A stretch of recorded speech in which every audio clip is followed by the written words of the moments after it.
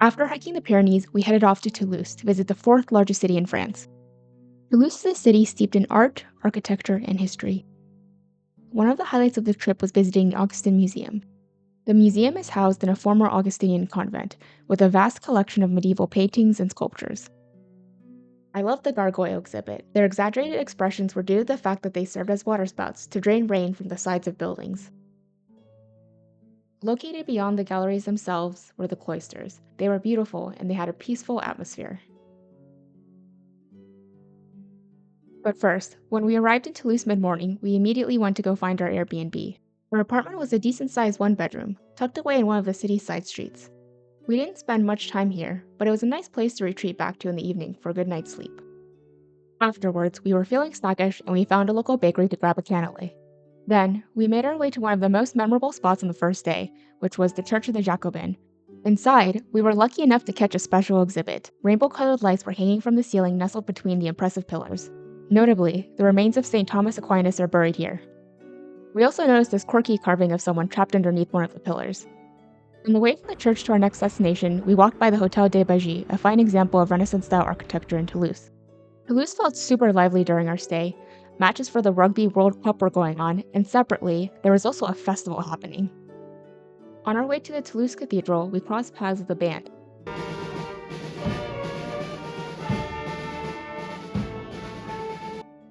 We also amused ourselves with various sights, like this fountain, and the statue that had a traffic cone on its head, as well as this optical illusion that was painted on the ground. We finally swung by the iconic Toulouse Cathedral, whose mismatched exterior and impressive interior made it a worthwhile stop on our tour. With all the tourists visiting for the World Cup, it was hard to get into a French restaurant.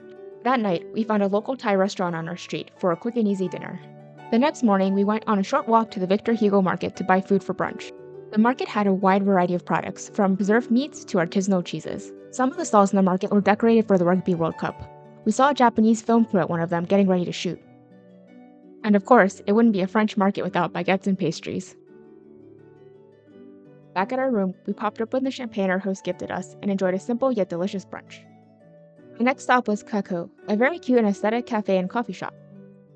I got an iced latte and I enjoyed it while people watching.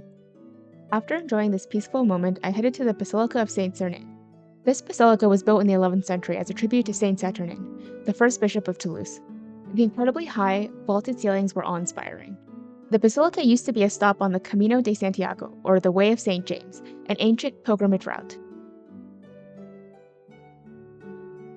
The final museum we went to in Toulouse was the Medical Museum, located in a formerly active hospital. The museum housed medical equipment, documents, and instruments from throughout the ages.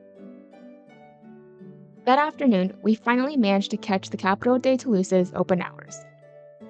The interior was very impressive, with resplendent chandeliers and floor-to-ceiling paintings decorating the stairwells, corridors, and rooms. The capital houses Toulouse's City Hall and its Opera House.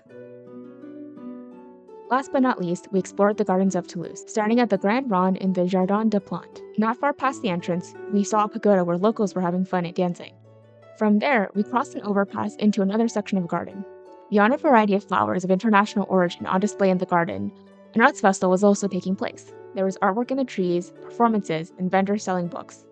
Beyond the festival, we came across a quieter area of the park. Dan tried to make friends with the geese, but had his usual luck.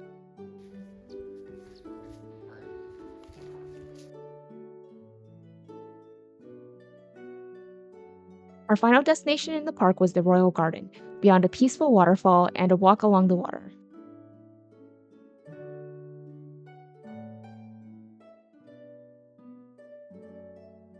At the Royal Garden, we found a sculpture of Antoine de Saint-Exupéry with the Little Prince and the duck house in the center of the pond.